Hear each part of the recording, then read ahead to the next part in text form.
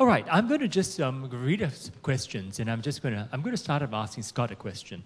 You're talking. I'm just trying to see. You mentioned that options trading is beginning to grow in Singapore. Can you just tell us some of the trends that you are seeing?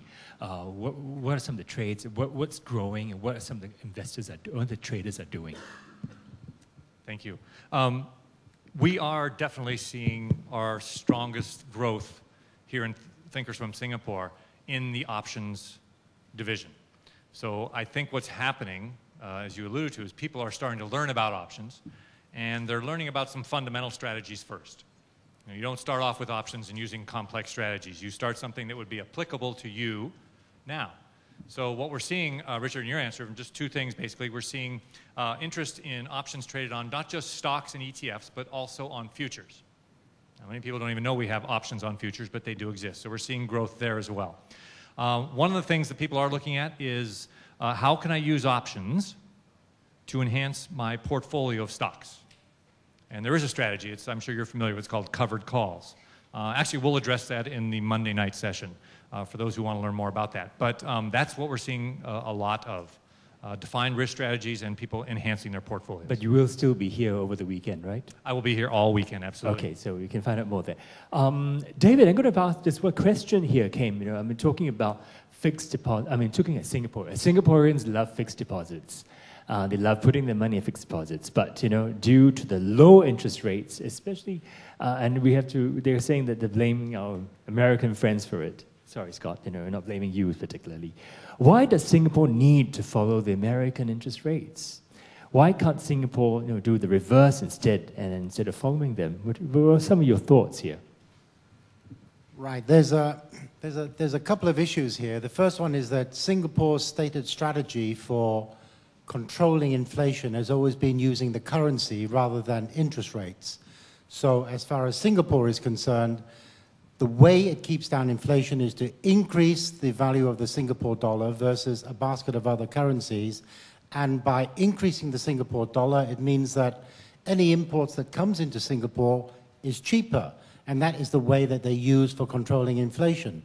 In other countries, they use interest rates. And in some countries, they use what they call fiscal policies. In other words, if you want to control inflation, you tax people more, right? The more tax you take out of them, the less money they have to spend. The less money they have to spend, the lower inflation becomes. So you have three different methods by which you control inflation, either through the currency, which is very unusual, but in Singapore, it is very common. You either use the currency, interest rates, or taxes. Now, what has been happening overseas is that they have been reducing interest rates. Now, if you think about it, if Singapore didn't cut its interest rates also, what then would happen to Singapore dollars? It would skyrocket. It would become so expensive that it would be almost impossible for anybody to come to Singapore ever again, because so many people would be demanding Singapore dollars. Because first of all, it's almost like a one-way bet. It goes up, it is very safe, it is very secure, and also you're paying an interest rate that is higher than everybody else. So then you will sap the money from everywhere, it will start coming into Singapore, and people will start using Singapore deposit rates. So even though it doesn't actually want to follow American interest rates, it has no option, because all these other countries, Europe, Japan, UK, and also America, and now, well, probably less so in Switzerland, but they're doing something very similar. They're all cutting interest rate. So Singapore has to follow. It doesn't have a choice. Hong Kong has to follow. And eventually, all the countries in the world will have to follow. Even India wants to reduce its interest rates because it doesn't want 8% interest rates. But of course, the Indian rupee is probably slightly less stable than the Singapore, and it's slightly more volatile. So that's the reason why. It doesn't want to follow American interest rates. It just has to. That's why I think the challenge has been, so now given the interest rates are low, we will continue to need to actually find investments to actually try and enhance our return. I don't disagree with that whatsoever, which is why so many people are warming towards what we call high-yielding shares. I mean, these are companies that pay a dividend. Now, it doesn't really take a genius to work out that if you invest in a company that's paying a 4% yield and you're getting interest rates on your deposit accounts at 2%, the 4% yield is going to be higher. There is a certain amount of risk with investing rather than putting your money in your deposit account, but people still put their money in the deposit account because they know it is 100% safe. But I'm not even going to go down the road suggesting that deposit accounts are not safe at all. Yeah. So, I mean, are there any examples of such companies that are giving such, we talked about high-yielding shares. Any examples of such companies? I think we know, like, for example, there are certain asset classes like REITs, that these are basically give some sort of they give the return out of the cash flows. Yes.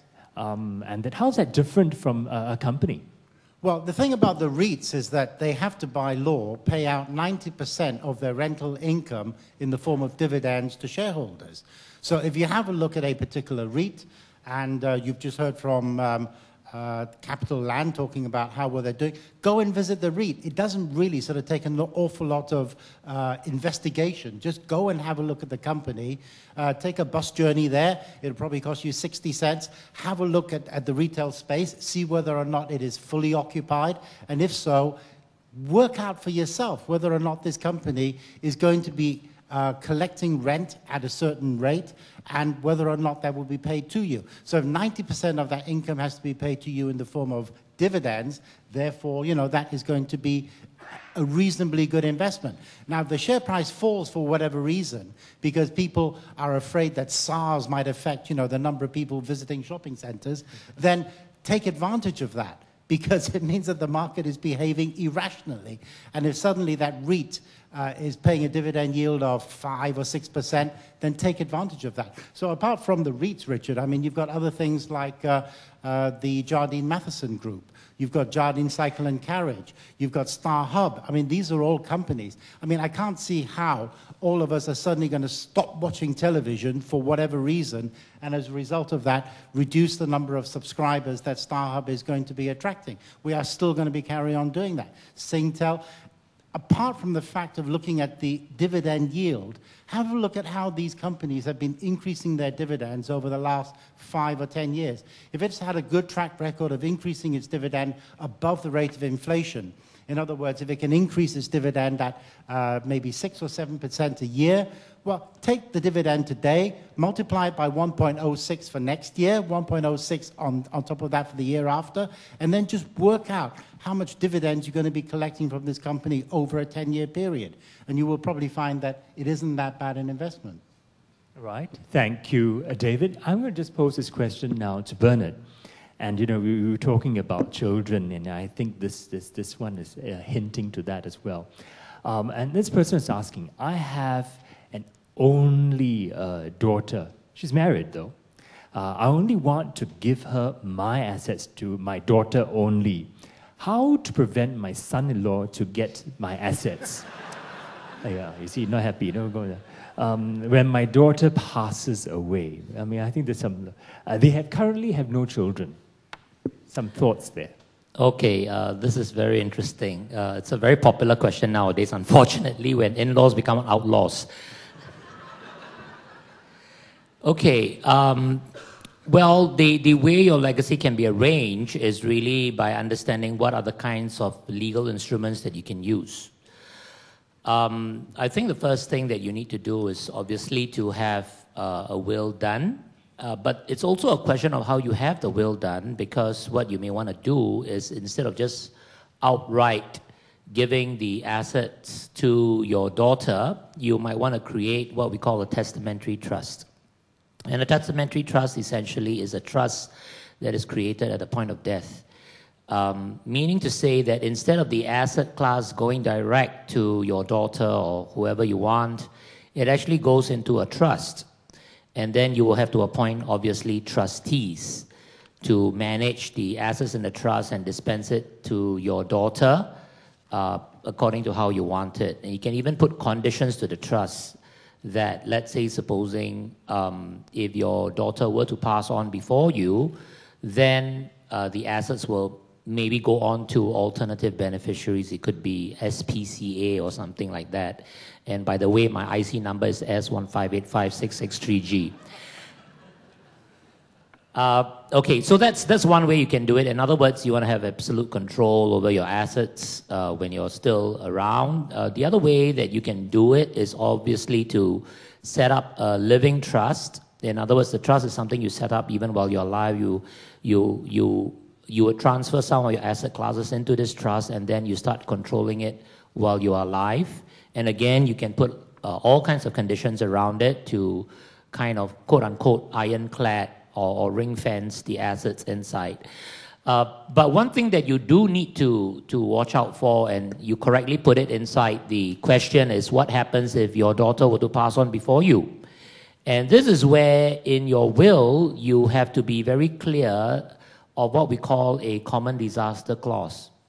A common disaster clause essentially says that in the event that my beneficiary were to pass on before me, or if my beneficiary were to pass on simultaneously, and let's say supposing you travel with your daughter in this case, and it so happens that your daughter were to pass on before you in such an accident, then you would say skip her as a beneficiary and it goes on to somebody else.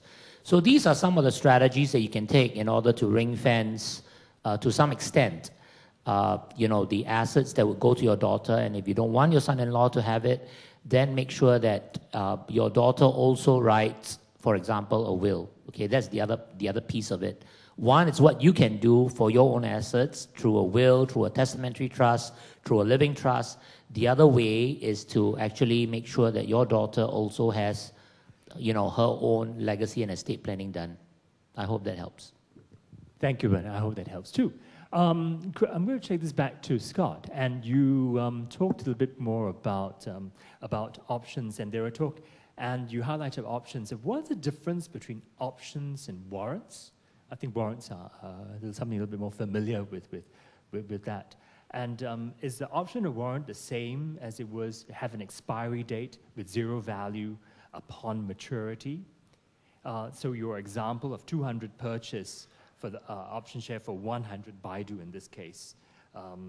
So versus the $9 one for the 100 shares equivalent to 9,000.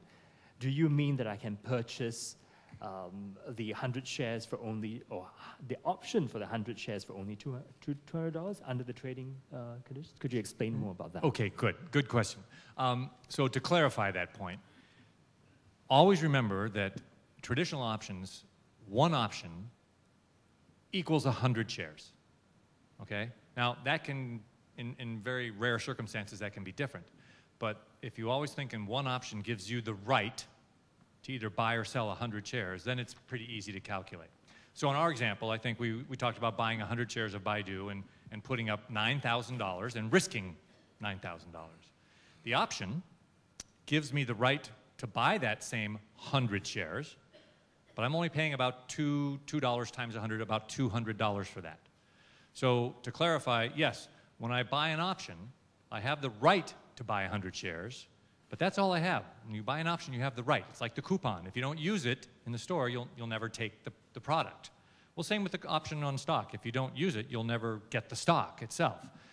Most people, and this will probably help you as well, is that most people, I'd say 99% of people who purchase options, they usually do not turn it into stock or convert it. They'll actually sell the option at some point before it expires. So if the stock starts to go up immediately, so will the value of your option. And so what they'll do is they'll buy the option for $2.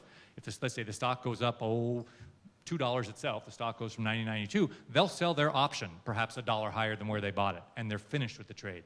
They never turned it into stock. Okay? So most people buy and sell options. If you don't do anything to the last day when it expires, then it either expires worthless or it automatically turns into stock. But again, most people don't do that. So hopefully that helps clarify that a little bit better. All right? I think in terms of options, I always tell people, to keep it simple. Everyone buys houses, right? When you go in, first thing you sign an option for the price. And I remember a few years ago, we used to sell these. We could do that years ago. Not only you sell the space in the queue when you were in. Remember those days? Gone already. So let's looking back. I'm going to ask David, there was a question here we're talking about looking at value in a company. How to value a company in terms of, from an intrinsic value approach. How does it? Very interesting question. The intrinsic value of a company is the actual value of a company itself. And there are lots of methods by which you value the intrinsic value of a business. Possibly the most popular method is the one that Warren Buffett uses, in which he says, if I look at this company and it pays a dividend, what I want to do is to look at the dividends that this company is going to be paying next year, the year after that, the year after that, the year after that as well, and try and project that into the future, into infinity. And then I take those dividends that this company is going to be paying me, and I start to discount it back to today's price. So if I were to own a share, and it pays me, well, the share is currently costing $1, and it pays me 10 cents in dividends, and next year it pays me $1 and, next year it pays me 11 cents, the year after that 12 cents, 13 cents, so on and so forth. I can take all of those dividends, discount them back to today's price, and then say, how much would I collect in dividends over an infinite period of time? And if the value I come up with is more than $1, then it means that the company is being traded at below its intrinsic value. The intrinsic value could be $1.50 after discounting all those dividends. And so I would say if I buy this company for $1 today, it has an intrinsic value of $1.50. It is 50% undervalued. But if I look at the dividends and I discount them back and it's only 80 cents, then I would say that this company is trading above its intrinsic value, and therefore I would not want to buy the shares because I pay $1 for something that's only worth 80 cents. Anybody want to give me $1 for 80 cents? The answer is no. And similarly with the intrinsic value. But it really depends on how you are going to be projecting those dividends, how much confidence you have that this company is going to be able to increase its dividends over a period of time. And that is why people use spreadsheets. But in this morning's talk, I was talking about this being one of many methods by which you value a company. This is one. And if you find a company that's got these attributes, these qualities that says that if I buy the company today at $1, I think it's got an intrinsic value of $1.50, well, that's a pretty good investment.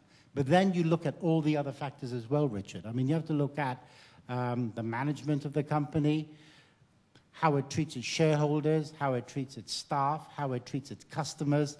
And all of this will give you more confidence in buying this company because you know that these dividends are not going to be fleeting. These dividends are going to be going into the future because this company looks after its staff, looks after its customers, looks after its shareholders. It's got good corporate governance. It's got good management. So therefore, the quality of the dividends is a lot higher than a company where they cheat the customers, they cheat the suppliers, and you know that if they do pay a dividend, it's not going to last forever because this company is going to go bust.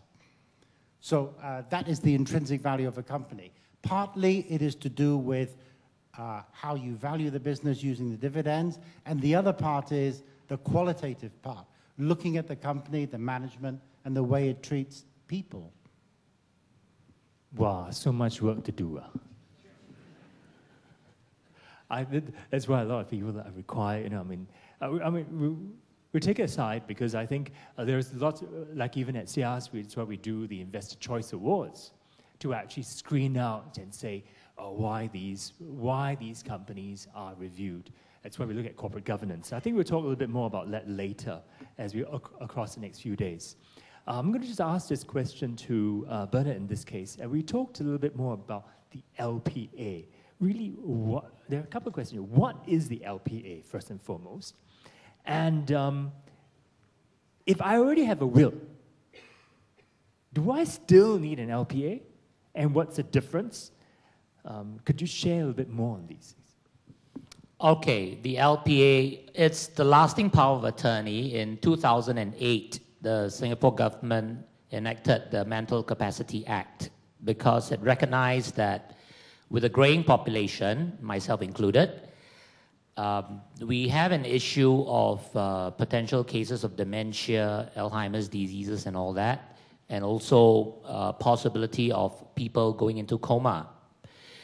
And because of this growing trend, we decided, the Singapore government decided to follow very closely with what UK is doing, and so they enacted the Mental Capacity Act, passed the bill in 2008, and, passed the bill in 2008, came into effect in 2009.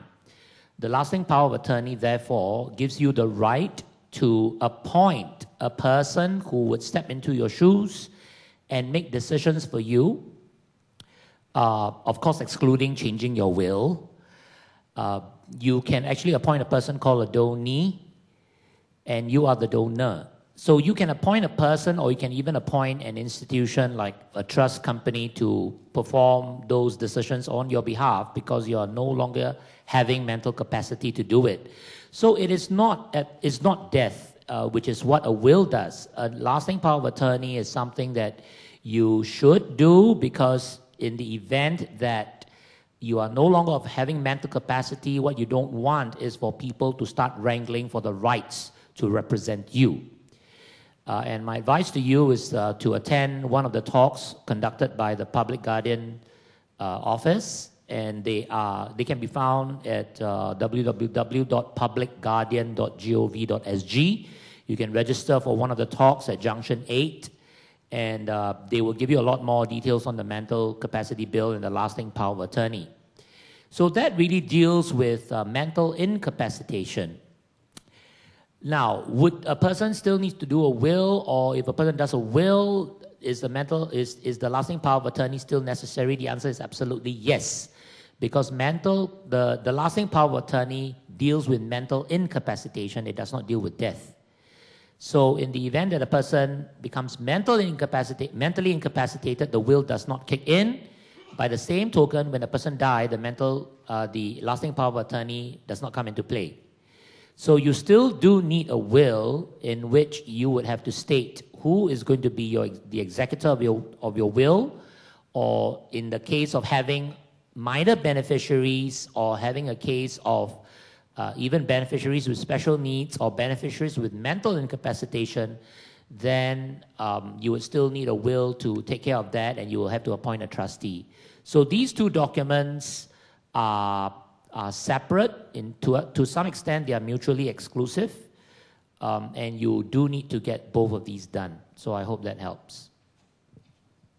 I hope that helps too. All right, it gives you a little bit more. One is for death, and one is for living. That's why I say if you don't die, it is a problem.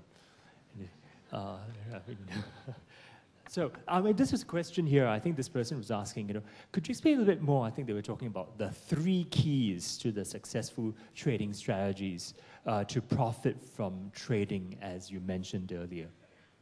Right. So what we spoke, just to reiterate earlier about, was I was sharing with you, obviously, what I learned as a professional trader and things that you can take with you going forward. So my approach was to say, okay, what can you leave this room here today with? What 3 seeds could I plant in your mind that will help you as you go forward with options trading? And so those 3 keys are what I call them criteria to my options trades. And I still use them today. I'm still trading. When I do options trades, I still follow those 3 criteria. I always put on an option strategy that starts with a high probability of success. Always. Always. Now, the beauty about options, depending on which ones you buy and sell, you can choose whichever probability is comfortable with you. 70%, 75%, 80%, you choose. All right? The higher the percent you're going to be right, the less you will be rewarded. There's always a balance between reward and what? Risk. Very good, very good. So the criteria, again, just to briefly go in, high probability trading. Number 2 is make sure you always have defined risk in your trading. The people I saw carried out of the trading pit were people who did not have defined risk. Always know the maximum you can lose on any trade, and make sure you're comfortable with that, and that will help you over time. And the third one was learning about that options decay strategy. As a matter of fact, Monday night in our session, we will actually address an actual options strategy Okay, now what we're talking about is criteria to trading options in general, but we'll actually look at a strategy that actually takes advantage of that time decay, which was the third strategy, the third criteria, excuse me. So Monday night we'll actually address something like that. All right? Okay, so for that person, please attend the Monday night event. Right, moving on to David. David, I mean, you brought up your British American tobacco story, and I think that just someone was asking here in relation to his or his or her this person bought SIA at $19 in 2007, but it drops to $10. I think here we're saying is not exactly a recommendation, but I think it's, what are your views in terms of, would you keep it or sell it? What are your views in this case? How do you see the value? What's your thoughts of the value of in this case, your opinions of Singapore Airlines? Just as you gave the example of British American Tobacco, and how much how much can you still buy it or invest in it now? Okay, right. Singapore Airlines. Warren Buffett once said about the airline business, he said when Orville and Wilbur Wright, the two people who invented who made the first flight in the Kitty Hawk, he said the best thing that anyone could have done would have been to shoot down the plane, because aviation has been one of the worst industries to invest in. And the reason for that is because of something we call gearing. This is not the kind of gearing that we're talking about in terms of the mechanics, or not the gearing that we're talking about in terms of the borrowings, but we're talking about the operational gearing of the business. In order for a plane to make any money on any flight, it's got to be 85% full. So anytime you travel in a plane and you think, wow, this is good, I've got 4 seats all to myself in economy class, I can stretch out, that plane is losing money on its flight. It cannot make money. And that is one of the big problems with the airline industry. Every flight has got to be 85% full, roughly 85% full in order to make money. And with the kind of competition we're finding at the moment, every airline wants to have its flights 85% full, but there aren't enough passengers. So they end up having to cut the price, reduce the number of flights. And what is also happening in the airline industry is they're doing a lot of consolidation. You saw recently British Airways and Iberia. They joined together to form a company called International Consolidated Airline Group. At the time when they said they were going to merge, I was hoping they would call it, take the first 2 letters of British Airways and the rest of Iberia and call it Barbaria, because that is really what it's all about. It is a barbarian industry. It is very, very difficult to make money. So going back to SIA, first of all, I'm not a big fan of investing in airlines because it is a great way to lose money. I mentioned Warren Buffett. There was another quote by Richard Branson, which I think many of you may know. He said, the best way to be a millionaire is to start off as a billionaire and buy yourself an airline and just watch the money disappear. Didn't SIA buy Virgin as well? Yeah, they did, yes. and that is really the point. Airlines find it very difficult to make money. So as far as SIA is concerned, great airline. I would fly it all the time. I'm a KrisFlyer member. But as far as investing in the business, that's a different matter altogether. Thank you for your opinion. I think, in this case, in this case, we were talking different views. And for each person, everyone has a different appetite. So do your own risk assessment and don't do your own analysis of the companies, because there are some airlines out there that are growing still. Particularly the budget airlines. Yes, Richard. I mean, the budget airlines are doing very well, but they have a completely different model altogether because they ensure that their flights are 85% full. And the reason they do that is because of this thing called yield management, whereby they adjusted the fares to such an extent that almost, if you're the last passenger to get on the plane, they will sell you that seat for $1, because once the plane is taken off, there is no point in having an empty seat. So if you dare risk flying and wait for that last seat to be sold, you can say, can I have it for $1? And they'll go, yeah, it's better than nothing. So, but you may not get on the flight. But that's a different kind of management altogether. And that style of yield management was first started by Southwest Airlines. And then it was copied by Ryanair. And now many other of the budget airlines are doing exactly the same. So I'm still not a huge fan of airlines, Richard, no matter how well you want to dress it up. And I would put my money somewhere else. Thank you, David, for your comments. I want to just share this. This is something that's very common. I'm give this to Bernard in terms of very common in Singapore. I have a property in joint tenancy. How do you arrange for the property of which to be passed to the other surviving to other than the surviving tenant to be passed according to your will? Very interesting question. Okay, just for the benefit of the audience, there are several ways in which you can hold a property. Number one, obviously, you can hold a property solely. Number two, you can hold a property jointly. And when you hold a property jointly, it can either be in joint tenancy or tenancy in common. And a lot of people kind of get mixed up with this too. And there's other ways to hold a property. You can set up a company, you can hold a property under a company, or you can hold it under a trust. But let's come back to this whole issue of holding it jointly. Now, joint tenancy very simply means what I have is yours and what you have is mine. Okay, and for the ladies in this room, maybe you help me to complete this sentence. What you have is mine, what I have is... Oh, wow, that's very nice of you. Most of the time I get what you have is mine, but what I have is mine, okay? So joint tenancy simply means what I have is yours, what you have is mine. The survivor will inherit the deceased share. Tenancy in common, on the other hand, it is what I have is mine, and what you have is yours. So it's very distinct. It is what we call a divided share. Joint tenancy, on the other hand, is undivided share. Can you give a joint tenancy property to a person apart from the survivor? The answer is no. Because under the rule of survivorship, the surviving joint tenant will automatically inherit the deceased share. Now, there is a no with a bit of a caveat, so I'm going to give you a little bit of hope.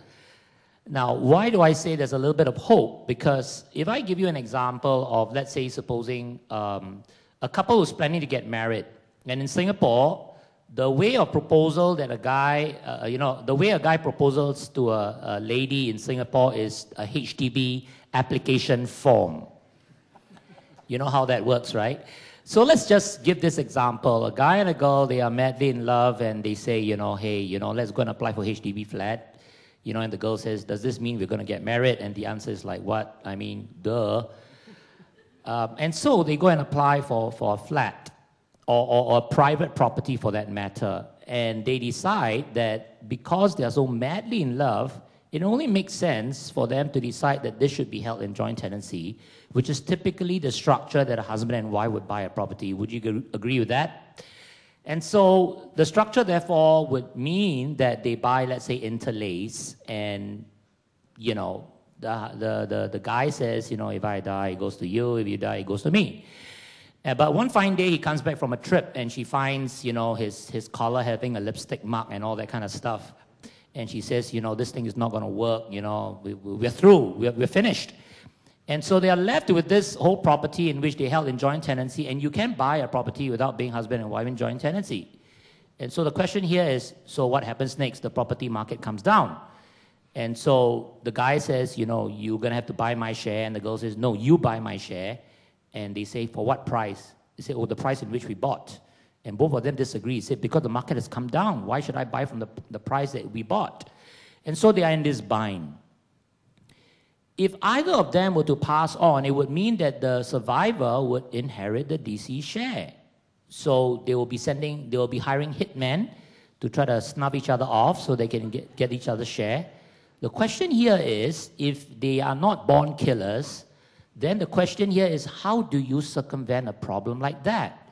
Now, in Singapore in 1997, there was a case, around about 1997, there was a case, this is a real case of a mother and a son who bought a HDB flat, and they bought it under joint tenancy because the husband's passed on. But the son married what we will call a dragon lady. And this dragon lady, this is a real story. The dragon lady told the son that, you tell your mother, don't show up in the house until I come back every day. I don't want to see her. So the poor old lady had to really roam the streets until, she falls asleep and then the mother gets to come back. So it became pretty ludicrous, and the mother was wondering what in the world to do. And so finally she found out that, and this was when the bill was enacted, that she was able actually to sever the joint tenancy. I say that again, she was able to sever the joint tenancy, which means to say that by severance of the joint tenancy, she has converted the joint tenancy from what is mine is yours and what is yours is mine. Because if she had kept it as a joint tenancy, it would mean that the son will automatically inherit the mother's quote-unquote share. Agree? Which means to say that ultimately the dragon lady would get to be part owner when the son dies. And so because she didn't want that to happen, she severed the joint tenancy, and it became what is mine and what is yours, which therefore means that she could decide what she would put in the will on who to give her share to. Coming back to the story about the two lovers who now just decided that marriage is not a good idea, technically speaking, a joint tenancy can be severed, but conditions will have to be fulfilled, obviously. Because every time we buy a property, who is the one who really owns the property? The answer is, it's the bank, okay? Because we take up a loan, and the land title is actually sitting in the bank vault. We don't get to see the land title until you fully pay for the property. If you have paid for the property and haven't seen the land title, you better go and look for it. But in this case, the land title belongs to the bank, and you therefore probably have to seek the permission from the bank to sever the joint tenancy to become a tenancy in common, and of course to seek proper legal advice to do that, and whether you actually indeed can do it. And it's a question of arguing, is it 50-50, is it 60-40, is it 30-70, and all the rest of that. So you do have got criteria to meet before you can sever a joint tenancy to make it a tenancy in common. And then, from there, decide what percentage it is, and then you do your will, and therefore you can decide what you want to do with your share. I hope that helps. I hope that helps too, ladies and gentlemen. Could you? That's about time we have. We're actually going to have set up for the next session. We will be starting. Those who you have actually registered for the next session, we'll be back at 1:30. Could you please give a round of applause to our panel, please? Bernard, David, Scott, thank you very much. I think they will be around to take further questions from you. And thank you very much. And by the way, feedback forms if you're not coming back to the second round. Thank you, ladies and gentlemen. And everything will be recorded and will be up on the website in 2 weeks' time. Thank you.